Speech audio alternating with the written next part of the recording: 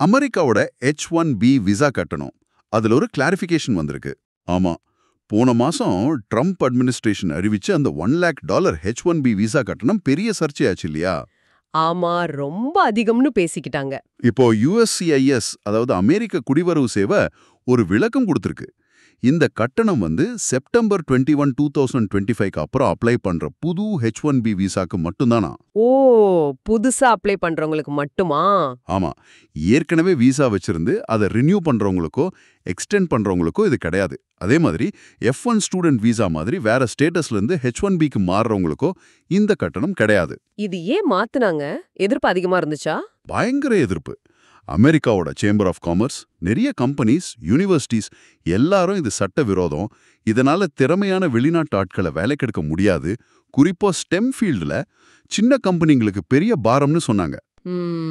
இதுக்கு மேல இந்தியர்கள், குறிப்பா அமெரிக்கால படிச்சு முடிச்சு F1ல இருந்து H1Bக்கு மாற நினைக்கிற ஸ்டூடெண்ட்ஸ்க்கு இது ஒரு பெரிய நிம்மதி. அந்த $1 லட்சம் கட்டணங்கிறது பெரிய தடைக்கல்லா இருந்துச்சு. ஆனா பிரச்சனை முழுசா தீரலையா?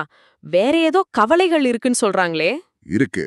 இப்போ இன்டர்நேஷனல் ஸ்டூடெண்ட்ஸ் எண்ணிக்கை மொத்த அட்மிஷன்ல 15%, ஒரே நாட்டுல இருந்து 5% குறைக்கிற மாதிரி ஒரு திட்டம் இருக்கு. ஐயையோ, அது வந்தா இந்திய மாணவர்களுக்கு பெரிய பாதிப்பு ஏற்படுமே. ஆமா, ஏற்கனவே ஆகஸ்ட் 2025ல அமெரிக்கா போன இந்திய ஸ்டூடெண்ட்ஸ் எண்ணிக்கை 44% குறைஞ்சிருக்கு போன வருஷத்தை விட. இது நம்ம ரெமிட்டன்ஸ், சர்வீஸ் ட்ரேட் சர்ப்ளஸ் எல்லாத்தையும் பாதிக்கும்னு நம்ம பொருளாதார விவகாரத்துறை கூட எச்சரிச்சிருக்கு. அப்போ அமெரிக்காவோட பாலிசி இன்னும் ஒரு நிலையான தன்மைக்கு வரல. உள்நாட்டு வேலைவாய்ப்பா வெளிநாட்டு திறமையான ஒரு இழுபறி போயிட்டே இருக்கு.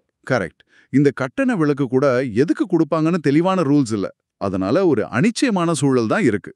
அமெரிக்கா குளோபல் டேலண்ட் எப்படி பாக்குதுங்கிறது இன்னும் கேள்விக்குறியா தான் இருக்கு.